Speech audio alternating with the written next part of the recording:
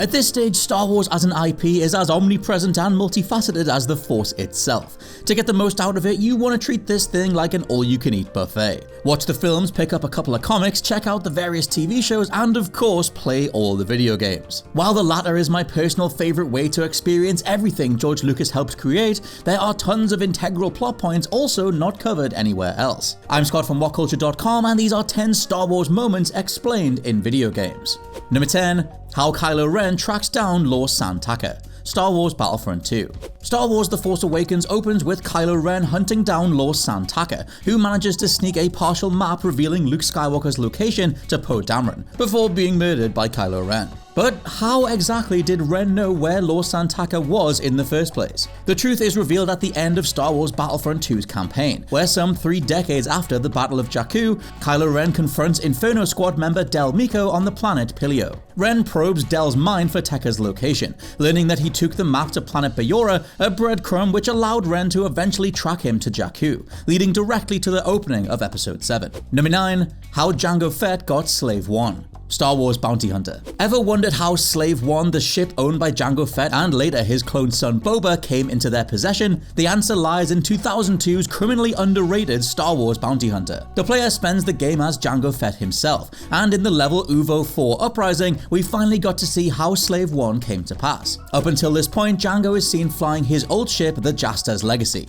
but during his infiltration of asteroid prison Uvo 4, the ship is damaged beyond repair by a Firespray 31 class prototype patrol ship. The level concludes with Jango commandeering one of these ships himself from the nearby hangar, before destroying the hangar and blasting off into space. Though technically speaking the game is no longer canon following Disney's 2012 acquisition of Lucasfilm, there isn't really anything in mainstream Star Wars lore that egregiously contradicts this. So unless Mandalorian comes along and changes things again, there's no harm taking this as gospel. Number 8. The creation of Starkiller Base. Star Wars Jedi Fallen Order. The Force Awakens stand-in for the Death Star is the Starkiller Base, a First Order installation which harbors a super weapon capable of destroying entire star systems from halfway across the galaxy. However, the film itself is pretty vague about the particulars of the base's construction and even location, which was actually later confirmed in the hit 2019 video game Star Wars Jedi Fallen Order. Though there were hints in various Star Wars reference materials that Starkiller Base was situated on the planet Ilum, Fallen Order more or less ditched the innuendo by showing an Empire mining operation taking place on the planet when protagonist Cal Kestis goes for a visit. More importantly, when Cal makes the second trip to Ilum, we're shown an establishing shot of the planet from space, where there's a dark trench cutting across the middle of the planet, which looks exactly like the one on Starkiller Base. Fans quite reasonably concluded that the First Order picked up where the Empire left off, and if you had any lingering doubts, Star Wars Visual Dictionary released alongside Rise of Skywalker eventually confirmed this to the letter. Number 7. Maz Kanata's beef with Han Solo. Star Wars Battlefront 2. When Han Solo and friends travel to Takodana to meet with Maz Kanata in Force Awakens, you might be wondering exactly why Maz gives Han such a frosty reception. Granted, there's any number of reasons why the rogue smuggler could pee off pretty much anybody, but given that Maz hasn't seen Han for 25 years prior to their reunion in Force Awakens, it's gotta be something pretty big, right? Well, the truth is revealed in Battlefront 2's 8th campaign mission, General Distress, where Han visits Takodana and inadvertently brings the Empire to Maz's castle. As if lining the path to Maz's front door with stormtrooper corpses wasn't bad enough, Han also gets into a dogfight with a fleet of TIE fighters and ends up destroying an Imperial cruiser in mid-air, causing it to crash into the lake near the castle. I mean, can you really blame Maz for staying mad for over a couple of decades? Somebody had to clean all that up, and it damn sure was not Han Solo. Number 6. The origins of the Rebel Alliance symbol. Star Wars The Force Unleashed. One of the most distinctive symbols in the Star Wars universe is that of the Rebel Alliance, which uses a songbird design that typically appears as insignia on Rebel pilots' helmets and around resistance structures.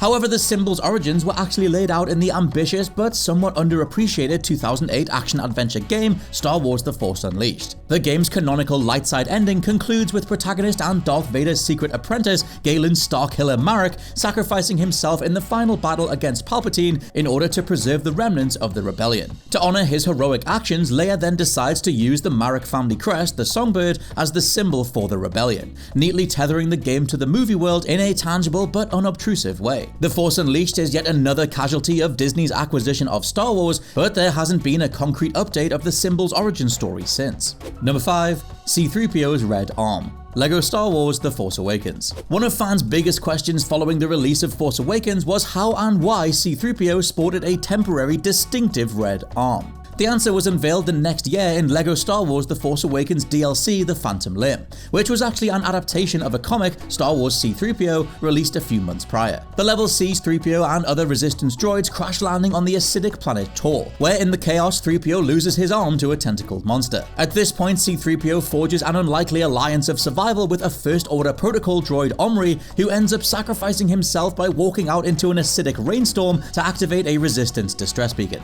Omri is promptly melted by the acid rain, revealing his red chassis underneath, prompting 3PO to pick up Omri's arm and affix it to himself as a tribute to his fallen comrade. Number 4. The Battle of Jakku. Star Wars Battlefront 2.